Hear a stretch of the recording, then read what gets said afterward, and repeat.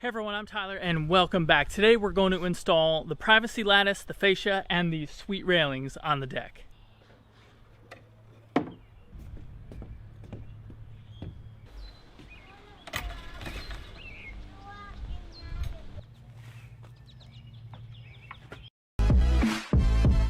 The work doesn't do itself, and it is downright nasty out today. It's about 50 degrees and it's raining, as you can see, but we're going to get measurements of the current post locations, top and bottom, where the top of the railing is going to be, where the bottom of the railing is going to be. Once we get those measurements, we should be able to build out the railing sections, and then we can install them when the weather is not so nasty. Up, up, up, up. Nope. Right there, yep. 82, 79 and 7/16. 79 7/16. That was a good one. Yep. 89 and an eighth. Oh, big drips over here. 89. Hold it tight. 89 and a quarter.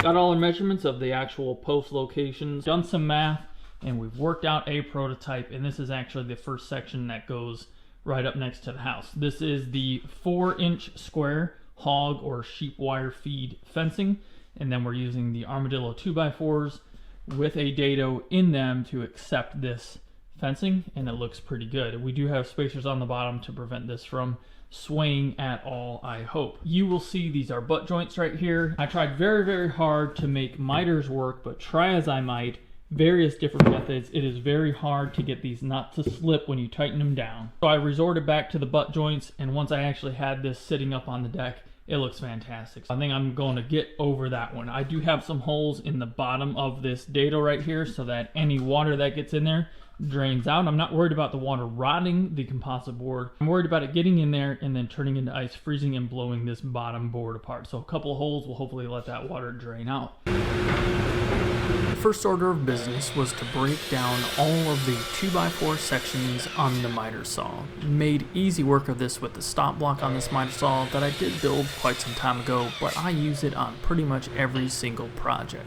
Seeing that these Armadillo 2x4s are composite, they cut very easily as long as you have steady pressure throughout the cut.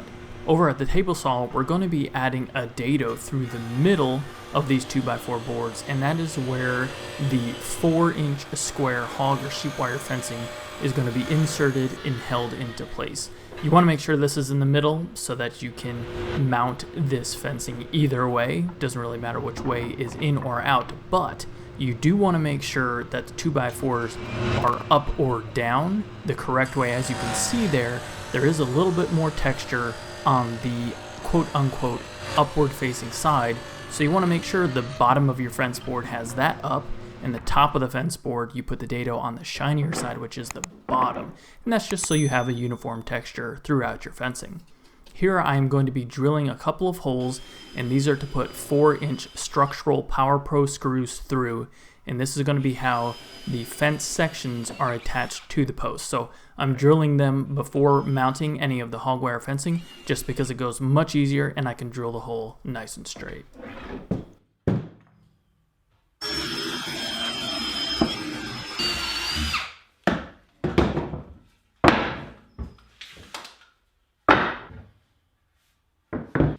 Once all the pieces for each individual rail section are cut and the dados are cut into place, it's time to assemble. And this was with 2 screws on either side. You need to make sure you drill and countersink, at least if you're using non-Armadillo hardware like I'm using here. I'm using Power Pro decking screws. So I drilled and countersink and then put 2 screws on every single board. So there's 4 on each side.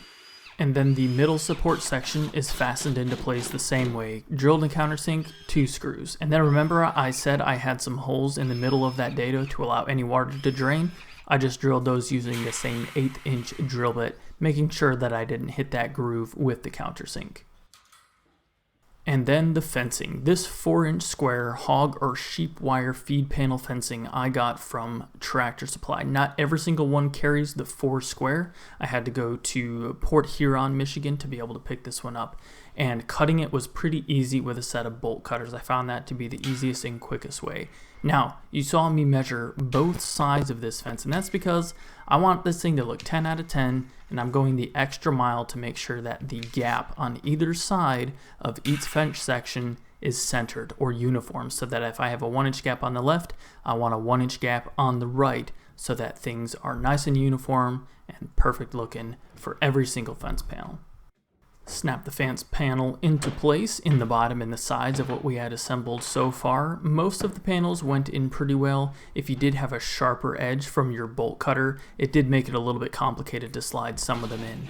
And then I added the top piece, as you see right there, and then snapped the panel into place. To fasten it in there, to make sure nothing moved, I used 1 1/4 inch Power Pro screws to kind of just smash it into place there so it wouldn't move anywhere. The deck has been up for several months now, and this seems to be holding up absolutely wonderfully. And yep, there was a whole bunch of them to make, but it did go pretty quick, and by golly was it worth the effort. As you know, we built a composite deck, but everything underneath and the 4x4s and 4x6s holding the deck up is all pressure treated wood. So we want to make sure we wrap that accordingly so that everything above looks nice and composite. So Armadillo makes these sleeves. They make them in 3 colors, tan, white, and black. We chose to go with white. So we cut them to the length that we wanted for our railing, plus a little bit of space on the top so that we can put a nice cap on there. And I cut them to the length that I wanted using the miter saw.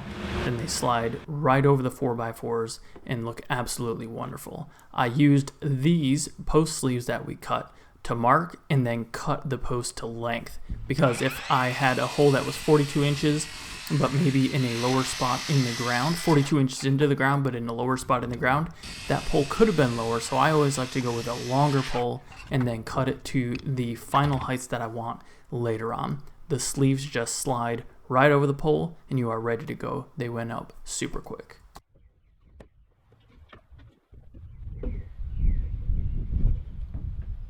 And I do gotta say, somebody, that'd be me, did an awesome job measuring and cutting all of these railing sections, because we had none that were super tight to fit in. So our measurements were good, everything slid into place very nicely, and we used 4-inch Power Pro structural screws through those holes that you remember we drilled earlier to fasten everything into place. I set it right down on that center support piece. I did mark either side using a tape measure and then leveled everything out nice and perfect. And it went in super fast. All of this railing went up in about half an hour. Obviously it didn't take that long to build the railings, but installing them didn't take any time at all.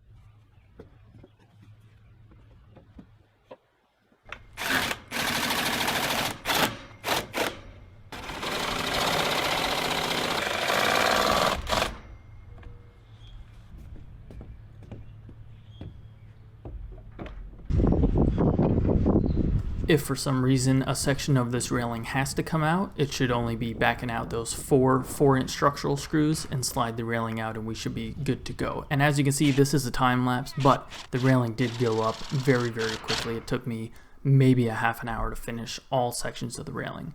And then we need to make sure we finish and top this thing off, pun intended. So on the bottom of the post skirt, there is a skirt that clips around both sides of that Armadillo post sleeve, and then on the top there is a matching post cover. Obviously you can get those in those tan or black colors that I mentioned earlier. Just snap into place, and man, does this add a very nice finishing touch to the whole railing.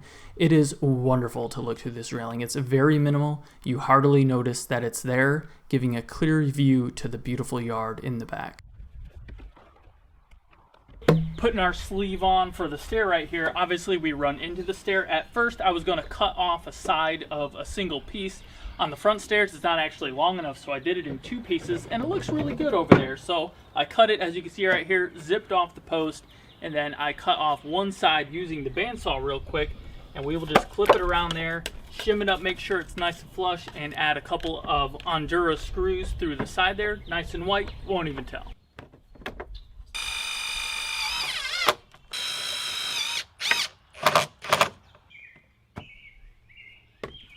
So we got the railing done, but don't forget we want to add some gates to keep the kids in and keep animals out if we so choose.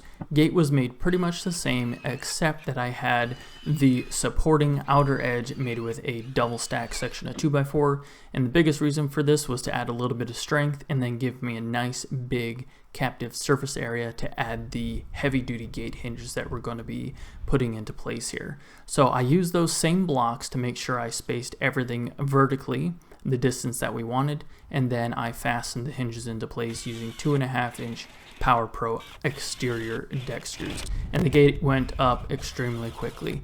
Added some galvanized hardware to match the hinges and the hog wire fencing, which is all galvanized material, so it looks nice and uniform. And we did do the gate in 2 different sections, each side being a different width, so it's not uniform. We have a smaller section for people, and if we want to open up the whole area for a party or whatnot, we can open up both gates and have a nice big stairway going up and down. We have 2 different stairs, as you guys have probably seen with the overall deck build, so we can go up one side over into the outdoor kitchen area and into the screen and porch, and then this is going directly towards the world's greatest swing set, which you see out in the distance there.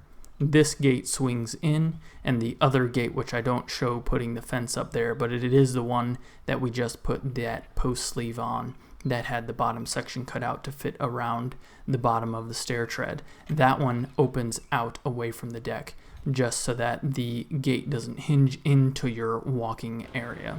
And I had to add something to finish that little angled section on each of the stairs. So I made a super overcomplicated section. I was trying to make sure that we didn't have any of the gray interior portion of the composite showing, so I made these fancy little cuts. These things were a colossal pain in the neck, although I don't really know if I would do it different now that it's done, but man, it was frustrating to get some of these cuts just right, get everything centered, and then I really wanted to make sure that the hog wire fencing was level all the way across, and you can see I did nail it right there, so it goes all the way across the deck and then is nice and in line coming out onto that angled piece of the railing, and it really looks great. That's a great way where the effort was worth it in the end.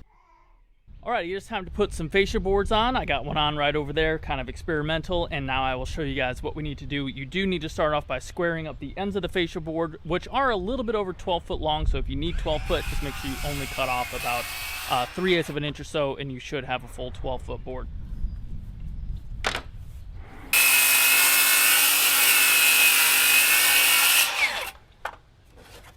Stickers of all these boards tell you exactly what you need to do for the distance between screws and whatnot. So we're going to start 1.25 inches from the edge, and then I'm going to do a screw 2.25 inches down and then a 4-inch gap, so 6.25 inches from that point right there, and those are going to be 2 screws. We're going to do that every 12 inches. Now, these are from Starborn. They have the Armadillo colored screws. In this case, it's walnut for the walnut boards, and the boards actually hang on the screws. You're not actually using the screws to bolt everything to the deck. Using the Starborn countersink bit gives you the exact amount of room you may need for expansion and contraction. Very easy. I'm going to drill all the holes while the boards are flat, much easier, and then we can just put it up on the deck and screw it in place.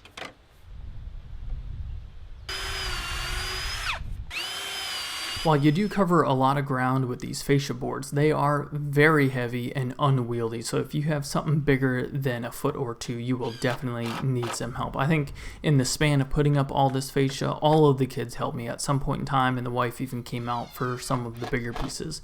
As I mentioned before, I would drill all the holes that we needed on the ground just because it was flat, it was easy to do, and I could get everything nice and uniform using the square, and then someone would come help me cut it if I needed that assistance, and then put the board up into place.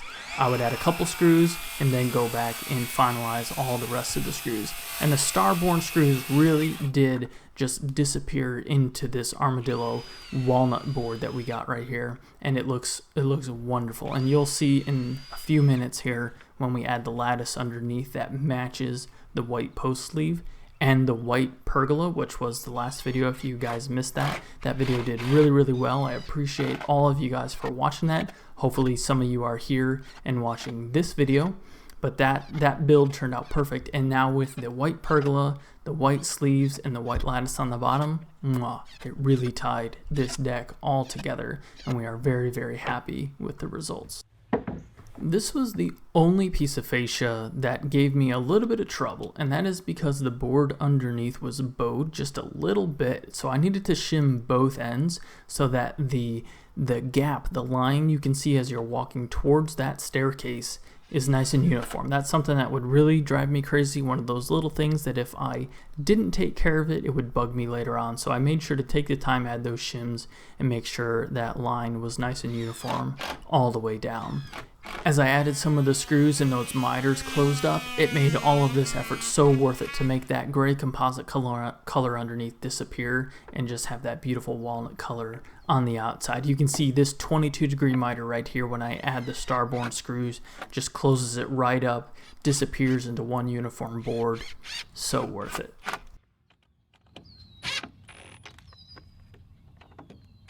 And there was quite a bit of fascia that needed to be put on this deck, including the riser boards of the stairs. And it took me several different evenings to get this done, but boy oh boy, doesn't it look great? At this point, from here on up, this deck is completely done. The problem with the deck that's done from here on up is that right about on this level, you just want to sit there and you don't want to work on it anymore. So I need to get cracking, and I need to get this privacy lattice from Avon Plastics around the skirting of this deck. And we need to get it done. It has finally stopped raining. It's been raining for weeks. We've had tons of guests, and it is time to get this finished.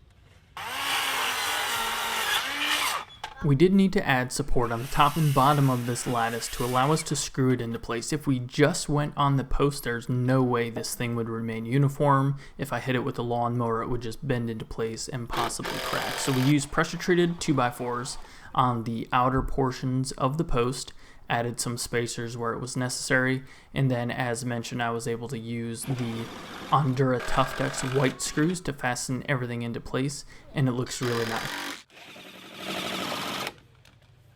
This first cut is by far the hardest. The rest of them have some angling on the bottom, but nothing like trying to cut all of these different angles and get around the toe of the stair right there. We only have just enough of these grid accent privacy panels from Avon Plastics, so we need to make sure we measure twice, cut once.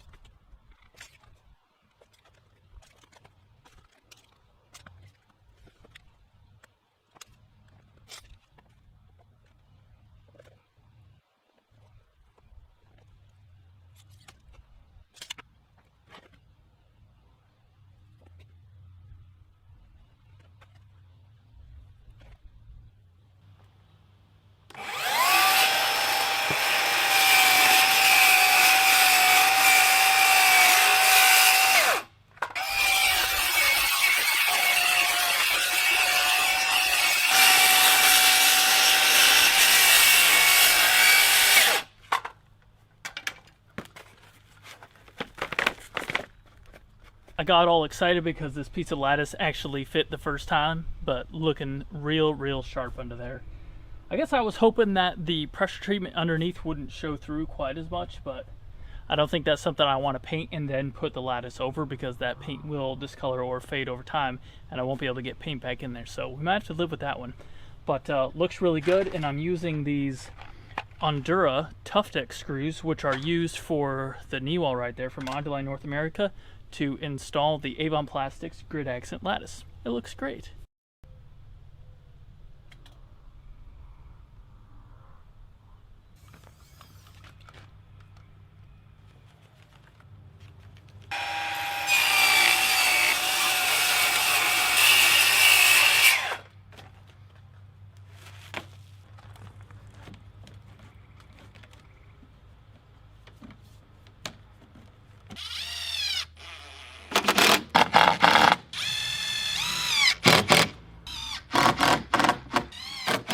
Well, that is a wrap on the deck build, everybody. It seems like this project started so long ago. Actually, it did. It was heavy-duty hoodie weather back then, and it's almost getting to hoodie weather again. as it's turning into fall. But man, oh man, it has been a wonder having this deck done, and we've thoroughly enjoyed it. I hope you guys enjoyed it. I thank you so much for coming along for the ride, and all of the new subscribers from the pergola video, which did very, very well. Welcome to the channel. We hope you stick around for a long time and you enjoyed this video of finishing up this deck. There will be one more video where I go from start to finish. It'll be like a 10-minute video, no voiceover or anything like that. We'll just breeze through the whole build so we can get that out there. And then we're going to move on to other things like the outdoor kitchen, which is actually underway in there right now. And then we got a couple more outdoor things to do before winter sets here in Southeast Michigan. I'm DIYTyler. You guys have a good one.